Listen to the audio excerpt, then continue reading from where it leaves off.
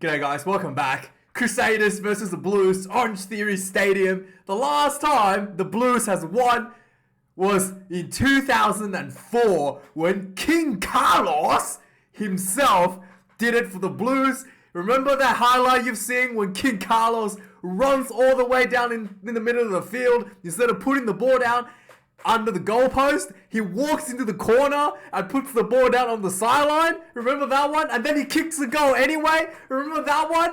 That was the last time the Blues beat the Crusaders in 2004. So obviously coming into this game, everybody's wondering, do we have a new king? Is it King Bowden? Can we call him King Bowden? Not quite. He was instrumental in winning this game, but not quite the swag, the control, the gamesmanship that King Carlos has. So Bowden still has some way to go, but this was a tremendously played game by Bowden Barrett. He was clearly targeted this game as well. This was the battle of the All Blacks jersey, number 10 right there. This is it, Richie Mo'unga versus the Bowden Barrett. Everybody wants to see. And like I was just saying, Bowden Barrett was targeted the whole game. He was really struggling with a lot of the stuff that he normally does. He got charged down 3 times with his clearance kicks, and he was getting rushed at the defensive lines, especially in the first half, where he was left with very few options on the field. Despite that, he was still able to find opportunity, exploiting his good kicking game, finding those space behind the defensive line, good offload game, and just really make those sharp, quick decisions and putting the Blues in a control position for the entire duration of the game. It really shows, being targeted like that so hard, and he's still able to pull out just a spectacular performance regardless. And also this was the first time, I think, since last year, we saw Bowden Barrett kicking goals, and tell you what, he's clearly worked on his kicking. He kicked 2 penalty goals, including two goals, 1 conversion, 1 penalty. The conversion was literally from the sideline, something that he struggles a lot in recent times, and in fact, it was the reason that he got dropped to the 15 jersey instead of playing that. He lost the 10 jersey, the coveted fly half jersey for the All Blacks, because his goal kicking was terrible. And he's making a comeback today. I was so impressed with his kicking. His technique looked more controlled. His kicking seems to be, he doesn't kick the ball as hard as he normally does, but he just pops it, just hit it very sweet. Both kicks, the ball went perfectly down the dot, despite one of them was on the sideline. It's like, if you ever play golf, it's like, instead of trying to hit the ball really hard so the ball will sail really far, you it's like just focusing on that technique, focusing on that follow through, and that actually carries the ball further, and just being able to hit the ball cleaner actually gets you a better result. That's basically what the Bowden's done. It's just perfect. Popping the ball, the sound, you can hear it from the sound. It's crisp, it's clean, he hits it perfectly on the spot where it's supposed to be on his foot, and the ball just sails, man. It doesn't look like he's putting that much effort onto it, but the ball just sails straight dead down through the dot in the middle of the goalpost. Just amazing. I want to see more of that from Bowden. It's just something that he's been clearly working on, and it's something that he's clearly been striking with in recent times. And yeah, really good to see him making a comeback there as well. I was really happy. I was probably more happy about him kicking the conversion from the sideline than he setting up a try, to be really frank. I thought that was spectacular. There was as for Mo'unga, once again, he is spectacularly good at running the game. The 2 things that he does exceptionally well is finding space when he gets the ball, using his agility to set up to create space for himself and for his teammates. Again, he showed that this game, especially in the second half, his attacking directions was able to really open up the Blues defense a number of times with the options that he's created, and also his kicking game. Not as much as Bowden, the variety. He doesn't, the Bowden's kicking game, he does all sorts of kicks, crossfield kicks, chip and chase, long distance kicks, high box kicks even look like sometimes, but it does everything.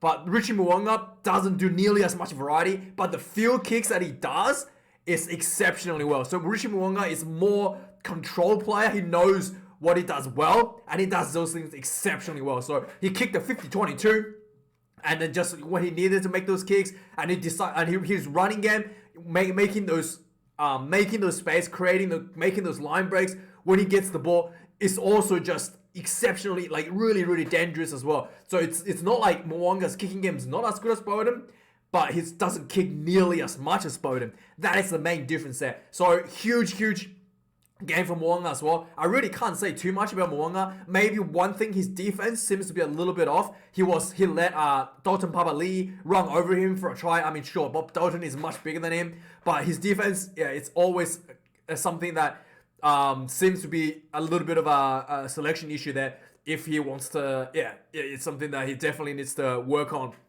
So overall, the first half was really close in terms of stats, but the Blues were up ahead 17 points to 7.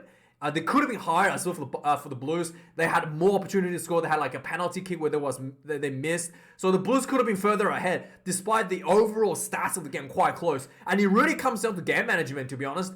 The Blues really managed the game quite much better. They knew what they need to do given a certain situation, and they just executed those opportunities that was given to them. The Crusaders, however, not like they played poorly, but they play a little bit out of the comfort zone, a little bit too much in the first half, which led to them like squandering some of the opportunities with penalties and with just little bit of, a little bit of uncharacteristic, mistakes that really saw them not able to convert those opportunities into points. For example, at the beginning, they could have an opportunity to kick for 3 points, but instead they opted to go for a try and not able to score, turn that into points. So really missed out some of the opportunities there. And also the two big moments in the against the Crusaders, the yellow card in the first half against Dalton Papali'i, who stripped the ball off on the ground. I thought I was a bit hard done by. It looked like he was making a tackle and stripped the ball in the process. But the referee deemed that the tackle was complete and it was on the ground. I thought it was pretty 50-50. I thought a yellow card might be a bit tough. So he got a yellow card for that in the first half. So Crusaders was under the pump from that. And also, the other Barrett on the field, Scott Redcoat Barrett, is back at it again. He gets a red card for shoulder charge, hitting the Blues loose set prop on the head.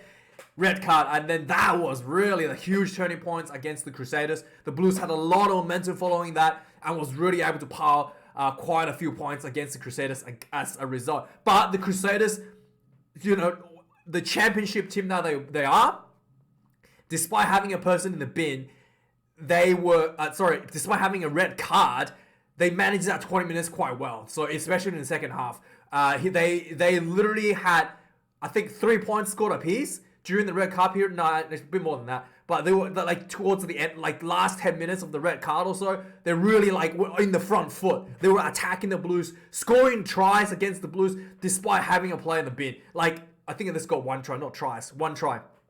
But yeah, it was exceptionally well managed. Something that Crusaders has done really well historically as well.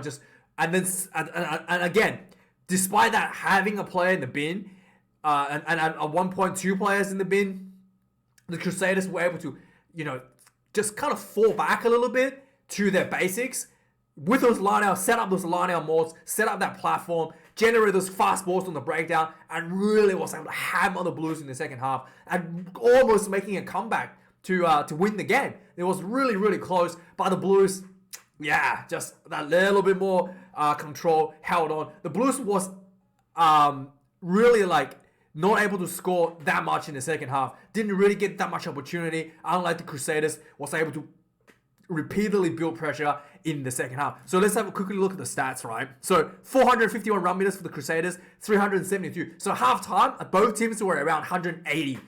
And pretty even as well halftime, the run meters. And the Crusaders really powered up those run meters in the second half. Really showed the advantage that they pressed on despite having a red card for about 15 minutes in the second half.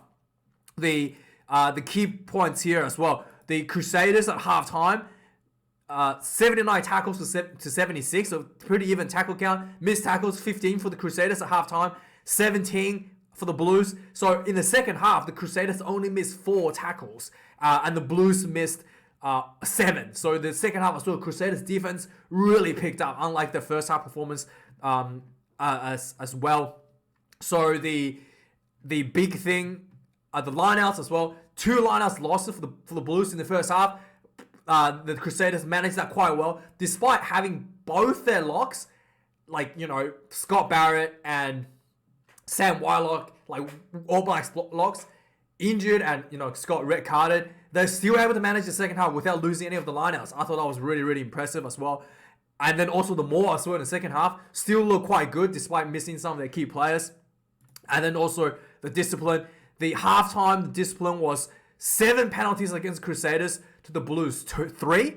So second half, Crusaders considered 2 extra penalties, whilst only 1 penalties considered by the Blues. So the Blues, exceptionally good discipline. They were under so much pressure in the second half, and they did not give away penalties. So yeah, really, really, really good. And obviously, 1 red, 1 yellow really kind of hurt the Crusaders at home. So historic match, history being made. Quickly go through some of the key players in the game. And so essentially, the Crusaders actually started off with an opportunity to kick for 3, but the Blues held on, not able to allow the Crusaders to score. And the 9 minutes in, the Blues actually get their own opportunity to kick for 3, and then they opted to do so and takes an early lead, 3 points to nil, just 9 minutes, under 9 minutes on the clock. And also, in less than 15 minutes, Beauden Barrett got 2 of his kicks charged down. So you're already starting to show that the Crusaders has a strategy to pressure Beauden to shut down his space. And as well, it's really obvious as well in the first half, Beauden Barrett was not able to he tries to, like, you know, make a play, and he's noticed that his options being shut down too quick, and so he had to run the ball, right? He was not able to actually make any some of those plays and decide to run the ball. But nevertheless, he was able to create opportunity just from running the ball anyway. Just really showed the caliber of the player. 15 minutes into the game, Crusaders gets the first try on the ball, and so basically the Crusaders had some really good kicking game. Beauden Barrett gets caught in the dead ball area with the ball, like awkwardly, so he has to kick the ball out. Instead of kicking the ball out, like, you know, open field, he has to kick the ball out dead, like literally just punted it over the dead ball line. And that was really bad. So the Crusaders had a scrum, 5-meter scrum, and following the scrum, just way too much space for the Crusaders. Just repeated pounding just way too much space out wide. Will Jordan gets the ball. He busts through the tackle of Talea, I think it was, and just goes straight in, runs straight in for the first try. Easy as that. Crusaders get back on the board, 7 points to 3. And then following that, the Blues hits a comeback on the 22nd minute, and this was basically this was basically the Blues, Beauden Barrett making a quick decision to run a short blindside ball. He gets the ball on the blindside. He draws 2 defenders, passes the ball to who was it? Hang on, what was it? Was this? He passes the ball to Papali'i. Papali'i basically runs in, and he had Richie Muonga as the last defender, just barges through him, goes in over for the try. First try for the Blues, 7 points to 10. Blues gets himself back in front, and then that's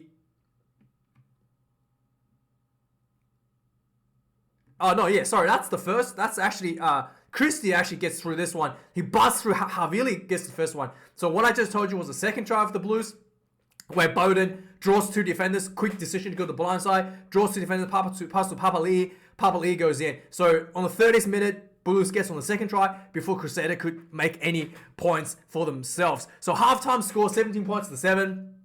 2 tries for the Blues and a penalty, with Crusader just 1 try. Not able to capitalize any of their opportunities. And then also just before halftime as well, the Papali'i gets yellow carded. So it really puts the Crusader in a disadvantage going into the break.